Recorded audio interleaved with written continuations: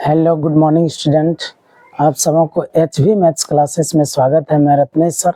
आपके 12th का एक टॉपिक डिटर्मिनेंट पढ़ने के बाद जो उसका एक एप्लीकेशन होता है, किसी त्रिभुज का क्षेत्रफल कैसे निकालते हैं डिटर्मिनेंट का प्रयोग करके, वही चैप्टर लेकर आए हैं। एनसीईआरटी के अकॉर्डिंग एक्सरसाइज 4.3 चल रहा है। इसके पहले जो भी वीडियो आप नहीं देख पाए, पहले उसको जरूर देख लें, तभी आपको यहाँ से बात को समझ में आएगा और आपका रिजल्ट का एकदम 100% गारंटी रहेगा। लेकिन आप प्रत्येक वीडियो को जरूर देखें, तभी यहाँ से देखना प्रारंभ करें, ज़्यादा समझ में आएगा। ठीक है, तो जैसा कि इसके जस्ट पहले वाला वीडियो में हम थ्योरी को पूरी तरह से कंप्लीट कर दिया है, तो थ्योरी को पहले जरूर देख लें, तब यहाँ से आप सॉल्यूशन करें। तो क्वेश्चन क्या कहते हैं, देखिए पहला ही नंबर में कहता है फाइंड एरिया ऑफ ट्रायंगल। जैसा कि आप देख सकते हैं स्क्रीन पर हिंदी और इंग्लिश दोनों मीडियम में क्वेश्चन डाल चुके हैं। तो find area of triangle with vertices at the point given in each of the following. यानी क्या कहता है, निम्नलिखित दिए गए शीर्षों का, यानी एक त्रिभुज का शीर्ष दे दिया गया है, उसी का क्षेत्रफल पूछ रहा है। ठीक है तो देखिए, तो जैसे मान लीजिए पहला ही क्वेश्चन है, एक नंबर में 3 क्वेश्चन है, तो उसका पहला ही प्रश्न है। देखिए एक कोऑर्डिनेट यानी 3 कोऑर्डिनेट एक त्रिभुज में पहले से दे रखा है, तब कहता है त्रिभुज का क्षेत्रफल ज्ञात करें। तो मान लीजिए माना कि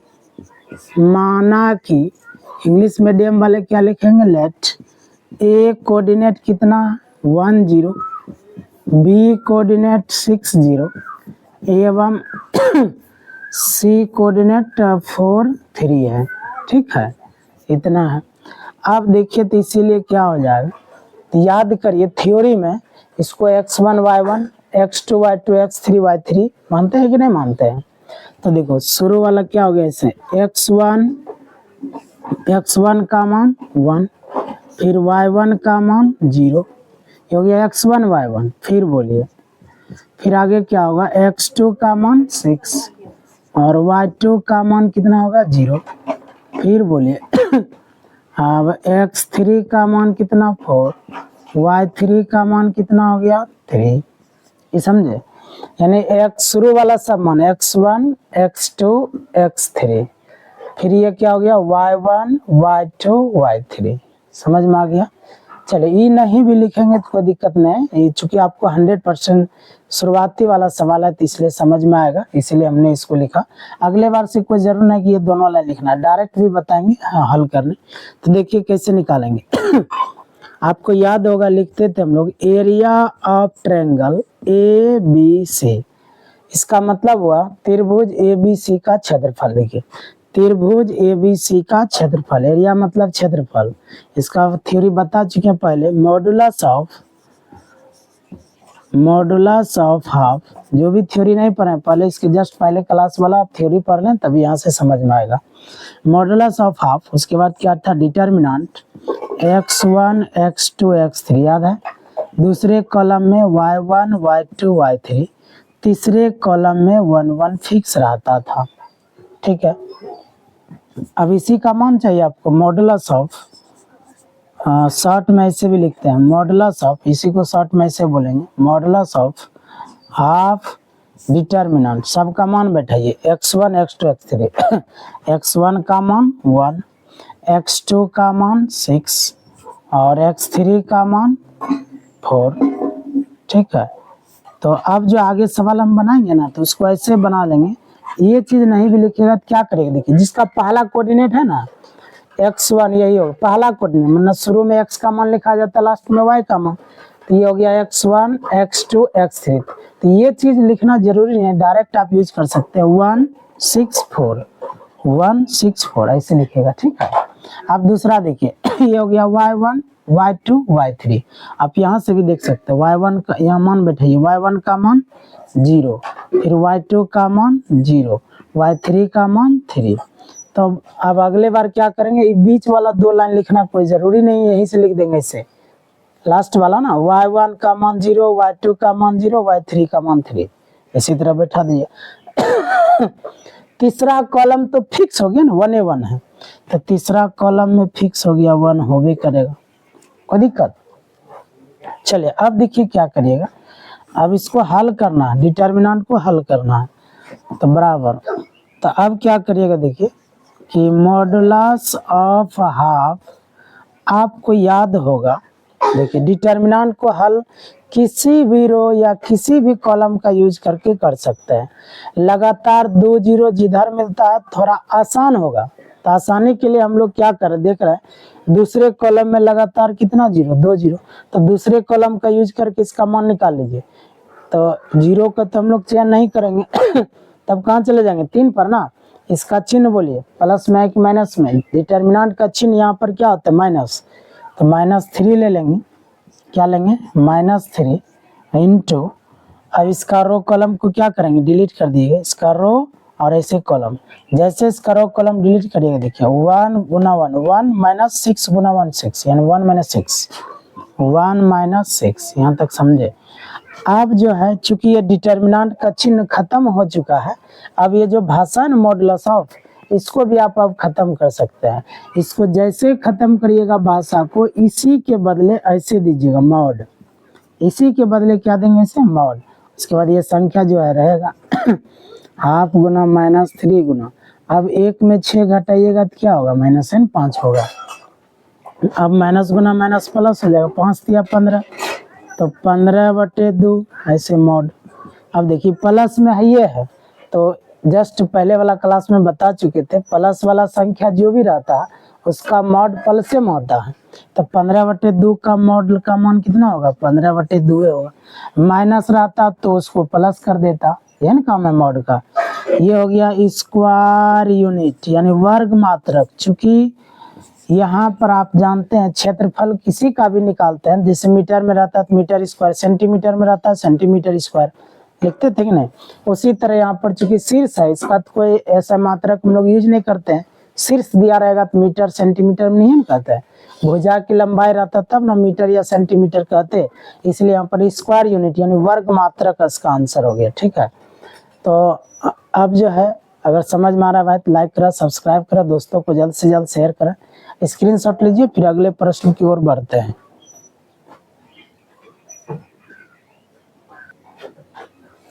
चलिए आपको करना क्या है, 1 नंबर में टोटल जो है आपका प्रश्न की संख्या था 3 जिसमें 1 बता दिए, जैसे 1 बनाए उसी तरह दूसरा और तीसरा बना लीजिएगा, 1 का दूसरा और तीसरा। ठीक है, आइए अब प्रश्न संख्या 2 में चलते हैं।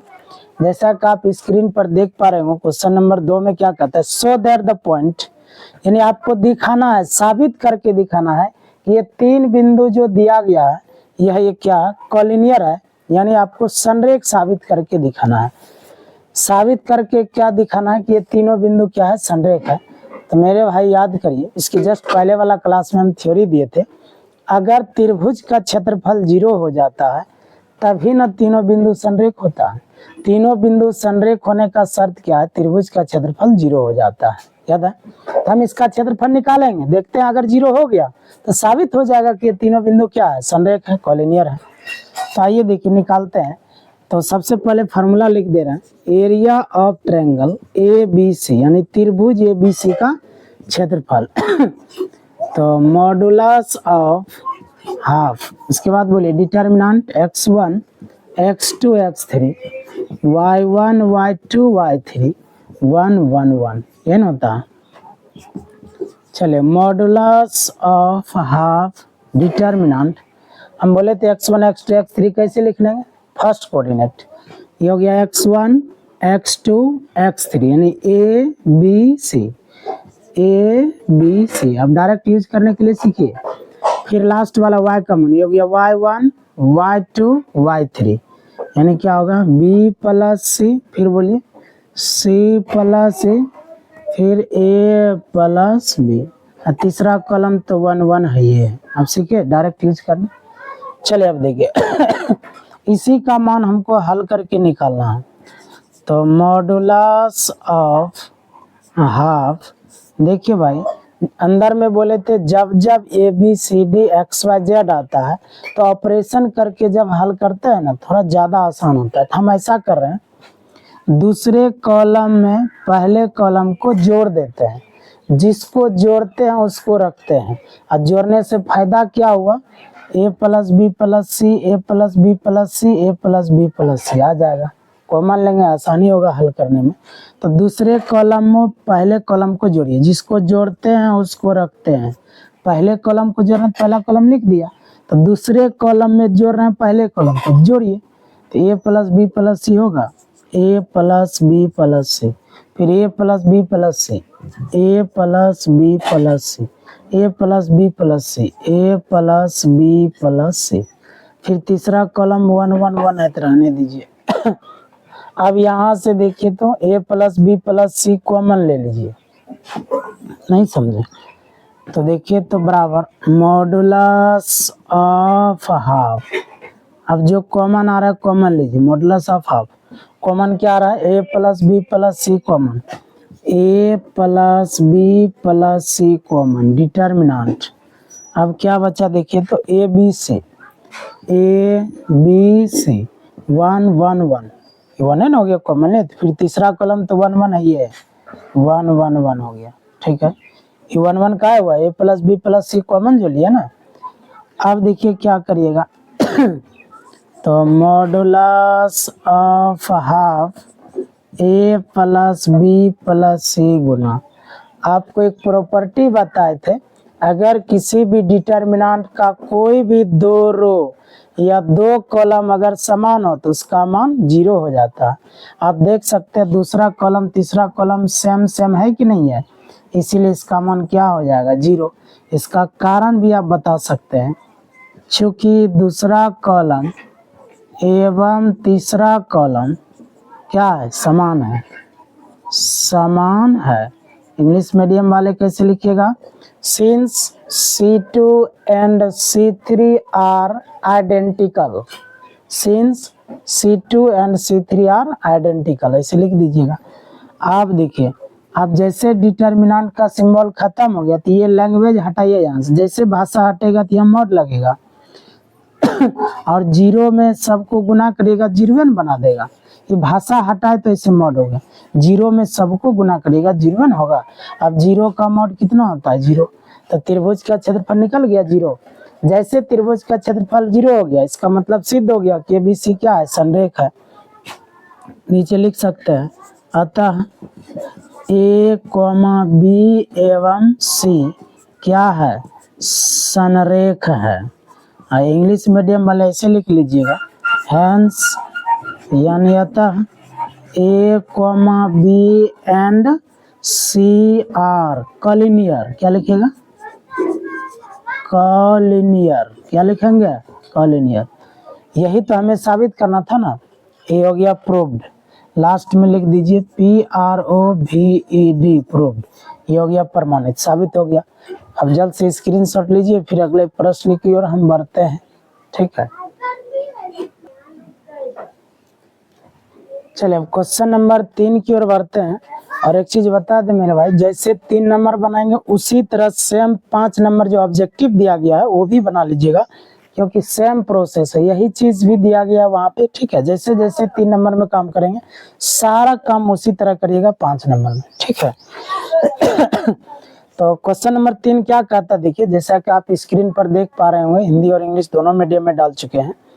कहता है फाइंड द वैल्यू ऑफ के, यानी के का मान ज्ञात करें। If area of triangle is 4 square unit, यदि त्रिभुज का क्षेत्रफल 4 वर्ग मात्रक हो एंड वर्टिसेज आ रहा और उसका शीर्ष दिया गया, यानी त्रिभुज का 3 शीर्ष ABC दिया गया है और उसका क्षेत्रफल भी दिया। एरिया ऑफ ट्रायंगल ABC का मान 4 स्क्वायर यूनिट, यानी 4 वर्ग मात्रक जो है उसका क्षेत्रफल दे दिया है।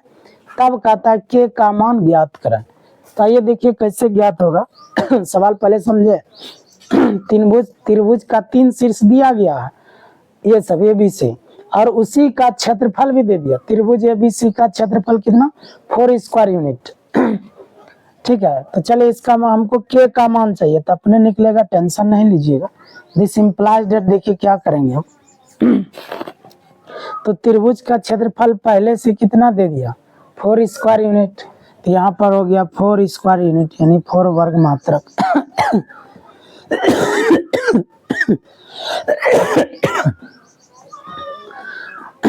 तो मॉडुलस ऑफ हाफ डिटर्मिनेंट, अब देखिए पहला कॉलम में क्या लिखिएगा, x1 x2 x3 x1 x2 x3 यानी K40 K40। फिर बोलिए दूसरे कॉलम में 0 0 2 0 0 2। फिर तीसरा कॉलम में तो 1 1 1 तो होगा ही, कोई दिक्कत। चलिए इम्प्लाइज डेट 4 इक्वल टू, तो मॉडुलस ऑफ हाफ, आप देखिए इसको सरल कर दीजिए। लगातार जीरो कहाँ है, दूसरा कॉलम में है, तो दूसरे कॉलम का यूज करके ही इसका मान निकाल दीजिए। तो कितना 2, इसका चिन्ह बोलिए माइनस में, तो -2 इंटू इसका रो और कॉलम डिलीट करिएगा ना, इसे रो और कॉलम, ऐसे रो कॉलम डिलीट। तो k माइनस k गुना 1 के -4 इंटू 1 4, k -4 ना होगा, k -4, कोई दिक्कत। आप चाहती माइनस को खत्म 2 को खत्म कर सकते हैं, माइनस को अंदर गुना भी कर सकते हैं। अब देखिए तो क्या करेंगे मेरे भाई, 4 इक्वल टू, देखिए ये जो मॉडुलस ऑफ है, अब इसको हटाइए, क्योंकि डिटर्मिनेंट का जब यूज हो जाए तो भाषा को हटा के मॉड डाल दीजिए, ऐसे मॉड, यही मॉडुलस ऑफ के बदले ऐसे मॉड देते हैं। क्या बचा, अच्छा जो बचा पहले लिख ही देते हैं, -1 माइनस फिर क्या बचा k -4, यहाँ तक समझे। अब माइनस के अंदर गुना कर दीजिए, तो 4 इक्वल टू मॉड क्या होगा, माइनस को अंदर गुना करिएगा तो -k + 4 हो जाएगा, ठीक है। इम्प्लाइज डेट, अब देखिए इसको बाएं तरफ इसको दाहिने तरफ लिख दो, मॉड -k + 4 इक्वल टू 4, ठीक है। आपको याद होगा जैसे मॉड हटाते हैं तो दाहिने तरफ में प्लस माइनस लगता है, इसके जस्ट पहले वाला वीडियो आप देख सकते हो, उसमें बता चुके हैं थ्योरी। तो -k + 4 बराबर, मॉड जैसे हटाएंगे दाहिने तरफ में क्या लग जाएगा, प्लस माइनस, ठीक है। इसको याद रखना है, थ्योरी बता चुके हैं। अब क्या होगा, तो k का मान डबल डबल निकल रहा है, तो 2 बार यूज करेंगे। देखिए यहाँ -k + 4, एक बार प्लस में 4 यूज कर लीजिए, फिर क्या होगा -k + 4 बराबर, इसको एक बार प्लस में 4 लिया, एक बार क्या ले लीजिए माइनस में ले लीजिए, तब 2 k का मान निकल जाएगा। -k इक्वल टू क्या होगा 4 - 4, इधर -k इक्वल टू -4 - 4, ये ना होगा, तो -k इक्वल टू 0 यहाँ हो गया, 4 में 4 घटेगा, तो -k इक्वल टू -8, माइनस से माइनस कैंसिल हो जाएगा, तो यहाँ k का मान कितना हो गया 0, माइनस को इधर भेज दिए 0 हो गया, फिर k का मान कितना हो गया 8, तो k का डबल मान हो गया 0 और k, तो इसीलिए लिख सकते एक ही बार k का मान 0 भी आया 8 भी आया, ये हो गया आंसर, कोई दिक्कत। चलिए स्क्रीनशॉट लीजिए, फिर अगले प्रश्न की ओर बढ़ते हैं।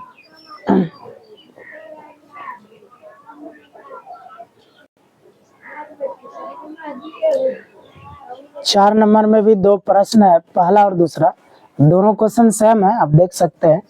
तो 4 का जैसे पहला बताएंगे उसी तरह से दूसरा भी बना लीजिएगा, ठीक है। जैसे कि आप क्वेश्चन को स्क्रीन पर देख पा रहे होंगे, हिंदी और इंग्लिश दोनों मीडियम में डाल चुके हैं। पहला प्रश्न क्या कहते हैं, देखिए, find equation of line joining point इतना एंड इतना यूजिंग डिटर्मिनेंट, यानी ये क्या कहता है समझिए, 2 बिंदु को मिलाने वाली रेखा, जिसे 2 बिंदु दिया गया, देखिए ना 1 2 और 3 6, इस 2 बिंदु को मिलाने वाली रेखा का समीकरण आपको ज्ञात करना है, लेकिन डिटर्मिनेंट का यूज करते हुए, कंडीशन है। ऐसा सवाल याद करिए, हम आपको फर्स्ट ईयर में बता चुके हैं, फर्स्ट ईयर में भी बताए थे, नहीं याद है, स्लोप फॉर्म में जा करके 2 पॉइंट स्लोप फॉर्म याद करिए, तो वैसे भी बनता है, हालांकि हमको डिटर्मिनेंट का ही यूज करके बनाना है। तो 2 बिंदु हो गया ए और बी, इसी से होते हुए जो लाइन, यानी 2 बिंदु को जोड़ने वाला जो लाइन हुआ, इसी लाइन का समीकरण हमें ज्ञात करना है। तो समीकरण के लिए याद करिए, हम लोग क्या करते हैं, इस रेखा पर कहीं भी एक आर्बिट्रेरी पॉइंट स्वेच्छ बिंदु मानते हैं।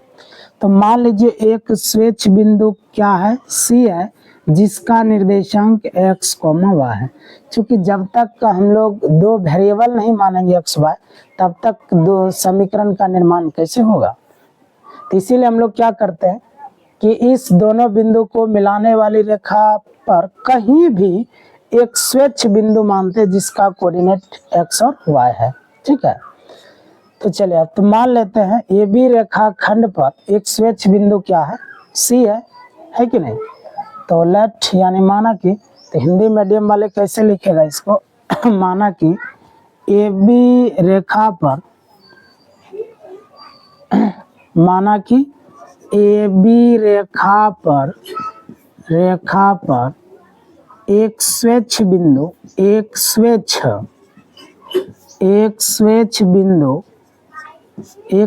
बिंदु C कोऑर्डिनेट x, y है। ठीक है, स्वच्छ का मतलब होता है मन चाहा, आर्बिट्रेरी। इंग्लिश मीडियम वाले इसको कैसे लिखेगा, let C coordinate x, y be the arbitrary point on the line AB, English medium वाले हैं तो ऐसे लिख लीजिएगा। ठीक है, चल लेके, तो let C be the arbitrary point on the line A B. इसका मतलब क्या हो गया कि माना कि ए बी रेखा पर एक स्वच्छ बिंदु क्या है, सी है। मान लीजिए आपको याद होगा संरेख का कंडीशन, अगर तीन बिंदु एक ही लाइन पर स्थित हो तो वो तीनों बिंदु संरेख होता है, क्योंकि एक ही लाइन पर स्थित है। देख लीजिए आप, तो सिंस यानी चूंकि आप देखिए, चूंकि ए बी एवं सी क्या है, संरेख है। क्या है, संरेख है। इंग्लिश मीडियम वाला लिख लीजिएगा, since A B and C are collinear, English medium वाला इसी तरह लिखिएगा। ठीक है, क्योंकि ये तीनों बिंदु क्या है, संरेख है, इसीलिए त्रिभुज का क्षेत्रफल क्या होगा, 0 होगा। तो इसीलिए area of triangle A B C बराबर क्या होगा, 0 होगा। होगा या नहीं, निश्चित तौर पर होगा। आपको ये हम थ्योरी बता दिए थे, इसके जस्ट पहले वाला वीडियो में आप देख सकते हैं। संरेखी के लिए शर्त, कंडीशन फॉर कॉलोनियर, इसके जस्ट पहले बता दिए थे। जो भी वीडियो नहीं देखा पहले उसको देख लीजिए। तो त्रिभुज का क्षेत्रफल वहां निकाले थे संरेख की हालत में। अगर एबीसी संरेख होता है तो ऐसे determinant x1 x2 x3 y1 y2 y3 1 1 1 बराबर 0। ठीक है, यही है शर्त। इधर मॉडुलस ऑफ हाफ हट गया है, इसके पहले वाला थ्योरम हम क्लियर कर चुके हैं। ये जो साइड में नहीं लिखते थे मॉडुलस ऑफ हाफ, वो चीज हट गया है। थ्योरी आप देख लीजिए पहले भाई, तभी यहाँ से समझ में आएगा। नहीं तो कहिएगा टीचर समझा नहीं पाता है, आपका अपना गलती अगर डायरेक्ट ये वीडियो देखते हैं। इसलिए इसके पहले वाला जरूर देख लें, तब यहाँ से देखना प्रारंभ करें। तो देखिए यही कंडीशन था, अगर संरेख हो तो डिटर्मिनेंट का मान 0 होता है। ठीक है, तो अब देखिए डिटर्मिनेंट तो क्या हो गया, x1 x2 x3। यहाँ देखिए x1 x2 x यानी 1 x3, यह ना होगा, यानी 1 x3। फिर देखिए y1 y2 y3 यानी 2y6, क्या हो जाएगा 2y6। ठीक है, फिर 1 1 1 बराबर कितना हो गया 0। अब इसको हल कर लीजिए, पहला रो का यूज करके इसको हम हल कर दे रहे हैं। इम्प्लाइज डेट 1 को लीजिए, रो कॉलम डिलीट मारिए ऐसे 1 को लीजिए, रो कॉलम डिलीट ऐसे, तो y-6 हो जाएगा। तो y-6 फिर क्या हो गया -2, डिटर्मिनेंट का चिन्ह होता है ना यहाँ पे माइनस, हो गया 2। फिर इसका रो कॉलम डिलीट मार दीजिए, इसी का रो इसी का कॉलम ऐसे डिलीट मार दीजिए, क्या हो जाएगा x-3 हो जाएगा। क्या होगा x-3। फिर बोलिए मेरे भाई +1 ना, तो यहाँ पर हो जाएगा +1। तो पहला रो और तीसरा कॉलम ऐसे डिलीट होगा, तो 6x माइनस क्या हो जाएगा बोलिए, हाँ 6x minus 3y, 6x minus 3y equal to 0। ठीक है, तो यहाँ पर क्या हो गया y-6 -2 के अंदर गुना करें -2x + 6 हो जाएगा। +1 से गुना करेंगे तो कोई असर नहीं पड़ेगा, इक्वल टू 0।